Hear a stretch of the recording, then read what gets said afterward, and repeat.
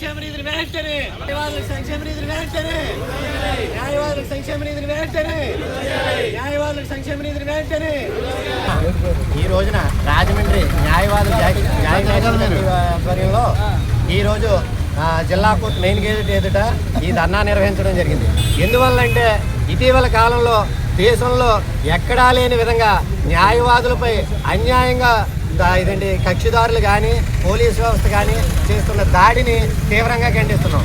ఇటీవల కాలంలో ఇలా న్యాయవాదుల మీద దాడులు జరుగుతుంటే దానికి సంబంధించి తెలంగాణ ప్రభుత్వం ఏదైతే మన ఆంధ్రప్రదేశ్ ముఖ్యమంత్రి చంద్రబాబు నాయుడు గారు ఉన్నారో ఆయన శిష్యుడు రేవంత్ రెడ్డి గారు అసెంబ్లీ సమావేశాల్లో న్యాయవాదుల రక్షణకి వారి మీద జరిగే దాడులకి లేకుండా ఉండడానికి అసెంబ్లీ సమావేశాల్లో ఒక చట్టాన్ని రూపొందించి దాన్ని అమలు చేస్తున్నారు.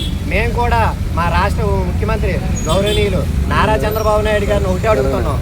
ఇప్పుడు ఏదైతే క్యాబినెట్ మీటింగ్ పెడతారో వర్షాకాలపు అసెంబ్లీ సమావేశాల్లో వెంటనే మీకు ఎక్కువ మద్దతు ఉంది కాబట్టి ఈ అసెంబ్లీ సమావేశాల్లోనే న్యాయవాదులకు ప్రత్యేక రక్షణ చట్టాన్ని ఈ వర్షాకాలపు అసెంబ్లీ సమావేశాల్లోనే ఏర్పాటు చేయమని, ఏదైతే తమరు ఎన్నికల ముందర హామీలు ఇచ్చారో జూనియర్ న్యాయవాదులకి 5,000 రూపాయలు స్టైఫండ్ ఇస్తానని, ఆ స్టైఫండ్ని జూనియర్ న్యాయవాదులు చాలా విధాలుగా చాలా కష్ట సుఖాలు అనుభవిస్తున్నారు. దానికి అనుగుణంగా 5,000 స్టైఫండ్ ఇమ్మని ఇదే తెలంగాణ ప్రభుత్వం వారు ఏం చేశారంటే న్యాయవాది ₹1 కూడా కట్టకుండా ఇన్సూరెన్స్, హెల్త్ ఇన్సూరెన్స్ వారికి వారి కుటుంబ సభ్యులకి అనగా తల్లిదండ్రులకి భార్య పిల్లలకి వీరికి 10-15 లక్షల రూపాయలు వర్తించే విధంగా ఆరోగ్య బీమాను వేశారు. అది కూడా మాకు ఇక్కడ ఆంధ్రప్రదేశ్ ప్రభుత్వం వారు కూడా ఈసారి వెంటనే ఉచిత బీమాను అమలు చేయమని, నిన్న మొన్న ఇటీవల కాలంలో అక్కడ ఇదే రాజమండ్రిలో కళ్యాణ హత్య జరిగింది. మొన్నేమో ఇటీవల కాలంలో ఈడుపుగంటి శ్రీనివాసరావు అని ఏలూరులో అడ్వకేట్ మీద అర్ధరాత్రి వేళ బుల్డోజర్లతో వెళ్ళి దాడికి దిగారు.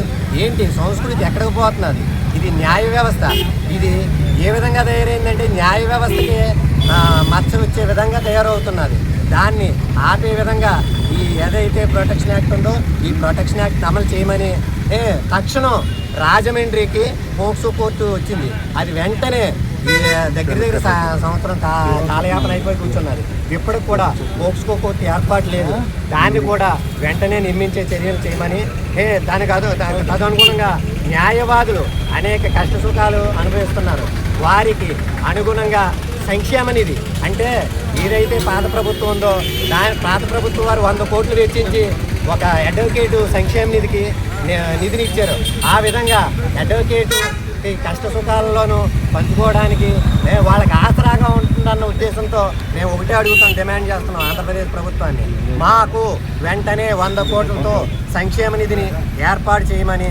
ఏదైతే మొన్న మేము చాలా బాధపడ్డ విషయం ఏంటంటే తణుకులోను మొన్నే ఒక అడ్వకేట్ మీద దాడి జరిగింది. ఏంటి అడ్వకేట్ల మీద దాడి ఏ విధంగా జరుగుతున్నదంటే ప్రజాస్వామ్యాన్ని అపహాస్యం చేసే విధంగా ఉంటున్నది.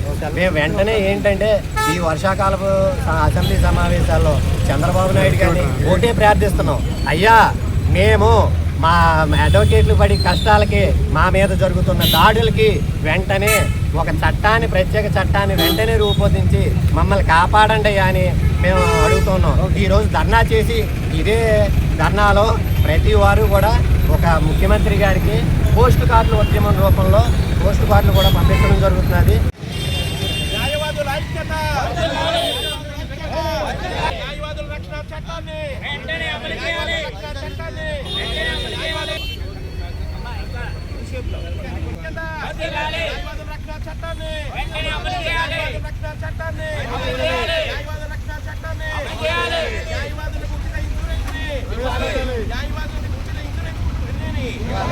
న్యాయవాదులకు న్యాయవాద కుటుంబాలకు ఉచిత ఇన్సూరెన్స్, న్యాయవాదుల ఐక్యత, న్యాయవాదుల ఐక్యత.